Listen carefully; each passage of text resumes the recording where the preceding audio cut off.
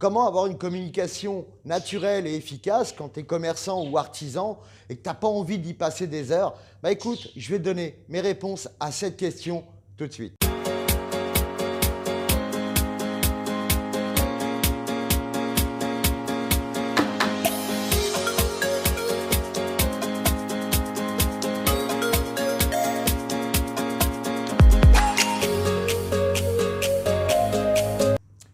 Bonjour, je suis Hervé Charbonnier, je suis consultant coach et j'accompagne les entrepreneurs à développer un business qui ait plus de sens.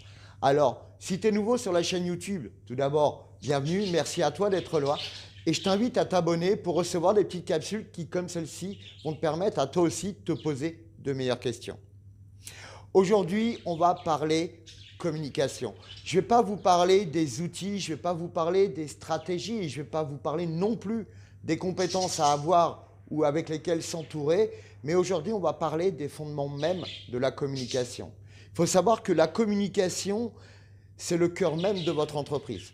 C'est ce qui va définir votre entreprise.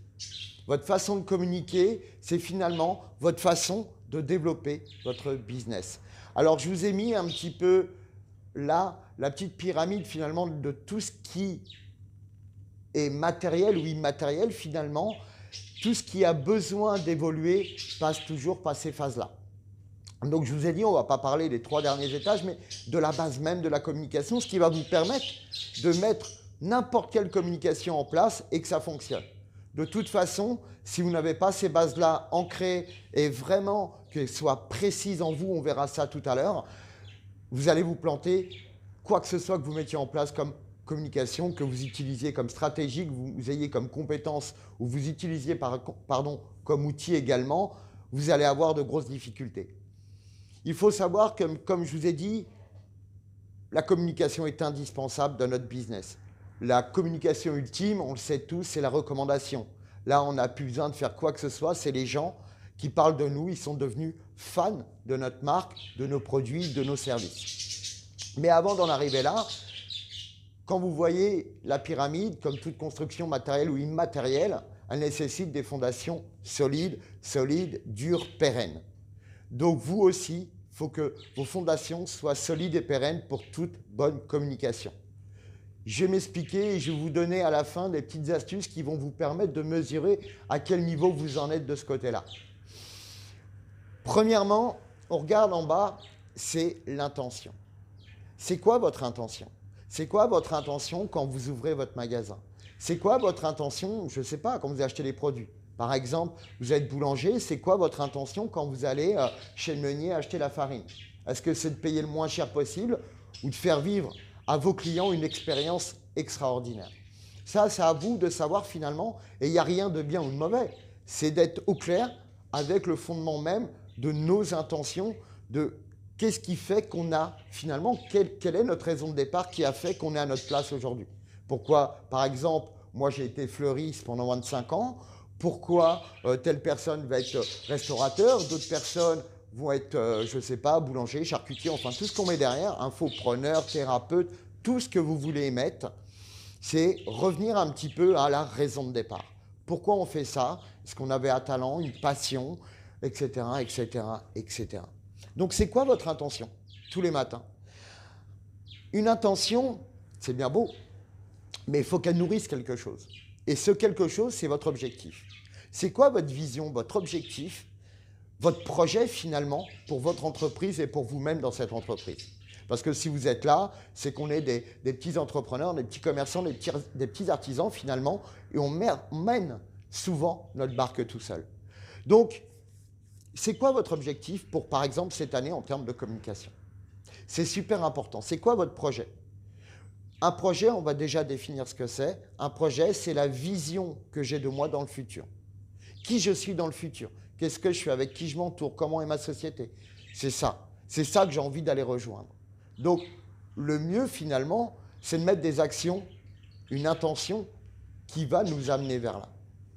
Si vous allez à une salle de sport, par exemple, si vous voulez vous remettre en forme parce que l'été va arriver, le printemps, etc., votre intention, c'est de retrouver une silhouette sympa et de vous faire plaisir. Mais si ce n'est pas assez fun comme vision, ça ne va pas tenir longtemps. Donc c'est pour ça que dans les abonnements de salle de sport, au bout de 3 mois, 90 personnes ont déserté la salle de sport. Donc c'est important, et c'est pour ça qu'ils vendent des abonnements d'ailleurs, entre 1 an et 2 ans. Donc ils ne sont pas bêtes. Mais donc si vous voulez, vous, que votre intention elle soit pérenne, il faut avoir une supervision fun et qui vous porte. Et il faut avoir conscience également qu'il va falloir fournir des efforts. Si vous voulez avoir un corps de rêve, les abdos, ça fait mal. Si tu veux des tablettes de chocolat, ça va piquer. Sinon, tu restes avec la mousse en chocolat, tu vois. Donc, finalement, il va falloir fournir des efforts. Plus d'énergie, peut-être, s'entourer de meilleures personnes, enfin, tout un tas de choses, ou acquérir des compétences également. Il va falloir fournir les efforts. Donc ça, c'est les bases mêmes. C'est vraiment les fondamentaux d'une entreprise. Et quand vous avez acquis ces fondamentaux, vous avez acquis finalement une stratégie de communication. Je m'explique. Quand vous êtes hyper enthousiaste à l'idée d'être dans votre projet, qu'est-ce qui se passe? Vous êtes motivé, vous êtes déterminé. En plus, vous êtes dans votre passion, dans ce qui vous porte. Si vous êtes là, c'est que c'est votre passion. Donc, à un moment donné, recentrez-vous sur votre passion. Arrêtez d'être généraliste parce qu'il faut comprendre qu'on ne peut pas plaire à tout le monde. Donc, votre attention, elle doit être vers un projet et elle doit être précise. Il va falloir fournir des efforts. Après, il se passe dans le deuxième étage une question de croyance. C'est quoi vos croyances? Est-ce que vous pensez que c'est possible ou que ce n'est pas possible? Est-ce que vous pensez que vous avez assez de compétences ou pas? Est-ce que vous êtes assez intelligent, assez grand, assez beau pour arriver à ce que vous voulez? C'est à vous d'être OK avec ça. Est-ce que vous êtes persuadé que c'est pas le bon moment à cause, je ne sais pas, des gilets jaunes qui ont foutu le bazar, à cause des réformes des retraites qui font les grèves, à cause d'une potentielle troisième guerre mondiale? Ça, c'est vos croyances. Si vous êtes dans une croyance qui vous dit non, laisse tomber, c'est pas le moment, c'est la merde, le pays est en crise et ça ne marchera pas, eh bien, qu'est-ce qui va se passer? Vous allez mettre en place des actions qui correspondront à votre état d'esprit. Et donc, votre état d'esprit, c'est le mindset. Il sera comment? Il sera tout pourri. Donc, vous n'aurez pas une communication géniale. Parce que la communication, elle commence dès que vous rencontrez quelqu'un. Que ça soit votre coiffeur, votre boulanger, votre voisin, un prospect potentiel. Moi, je sais que quand j'étais fleuriste, par exemple, je ne disais pas « je suis fleuriste ». Je disais « moi, j'adore l'art floral, je suis vraiment un passionné, j'ai la chance d'en avoir fait mon métier ». En général, les gens ils disaient « waouh, génial ». Ils voulaient en savoir plus. Et souvent, c'est là que je donnais ma carte en disant « écoute, si tu veux, viens boire un petit café et je te présenterai mon univers, ça va me faire plaisir ». Et à partir de là, vous savez, multiplié par tous les jours, au quotidien, c'est devenu naturel. Et c'est ça qui a fait que les business ont super bien marché et qu'ils se sont développés rapidement. Parce que j'avais ancré ça en moi, ma passion, je voulais la partager, je kiffais ce que je faisais. Et du coup, j'en devenais passionnant. Et quand tu es passionnant, tu es attractif. Rappelez-vous des profs qui étaient passionnés par leur boulot, ils en devenaient passionnants. Et nous, qu'est-ce qu'on était? On était, waouh, on était aux anges. Donc, donnez ça à votre client. Dans votre business, ça doit être ça. La communication commence par la petite action que vous posez, que vous faites. Quand vous faites telle ou telle chose, la comptabilité, ou que vous procrastinez à ne pas faire un truc, dites-vous, est-ce que ça va me rapprocher de mon projet, de mon objectif? Donc, la communication, elle est là. Je vais vous donner maintenant les 3 points. Les 3 points que vous allez devoir mettre en place pour finalement contrôler si vous êtes OK avec tout ça, et pour pouvoir, par derrière, mettre une stratégie de communication intéressante. Ça va être la stratégie des 3 P. Les 3 P, parce qu'il faut savoir que, je ne sais pas, on vous l'a peut-être toujours dit, moi on me l'a toujours dit, il faut être excellent. Excellent dans ce qu'on fait. Mais Seigneur, le problème, c'est qu'être excellent, ça ne suffit plus. Il ne faut plus être excellent, mais il faut être exceptionnel. La différence, elle est simple. Exceptionnel, c'est être excellent et unique.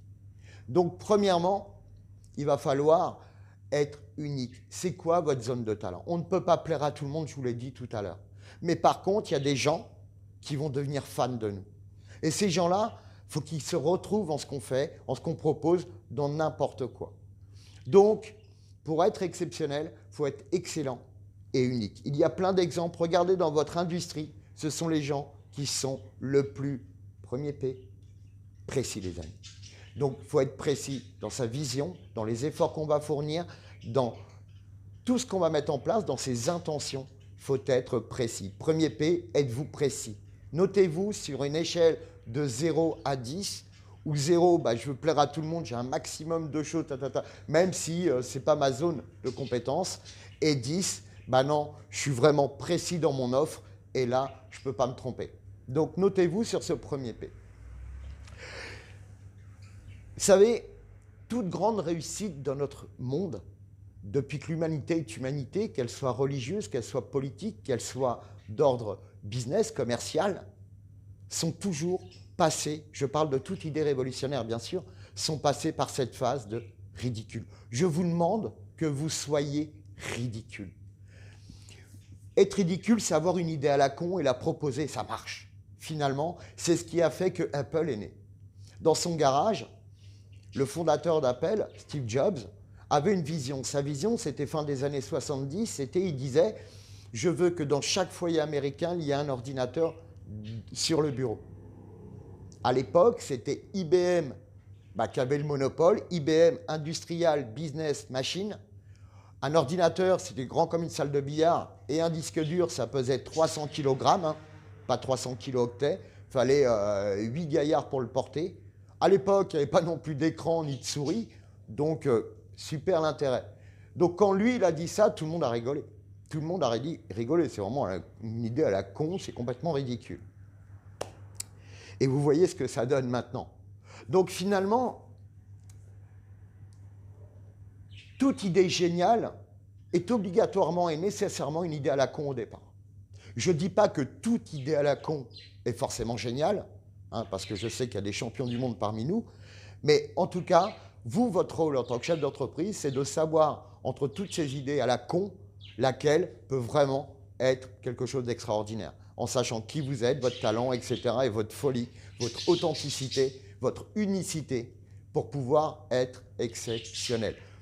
Donc, n'ayez pas peur d'être ridicule, prenez des risques, parce que le deuxième P, c'est prise de risque. Si vous ne prenez pas de risque, vous ne sortirez pas de votre zone de confort, entre guillemets, entrepreneuriale, et vous n'aurez rien d'autre. Vous resterez là. Que si vous prenez des risques et vous agrandissez votre zone de confort entrepreneurial, vous avez beaucoup plus de chances d'acquérir des marchés, des clients, etc., etc., supplémentaires.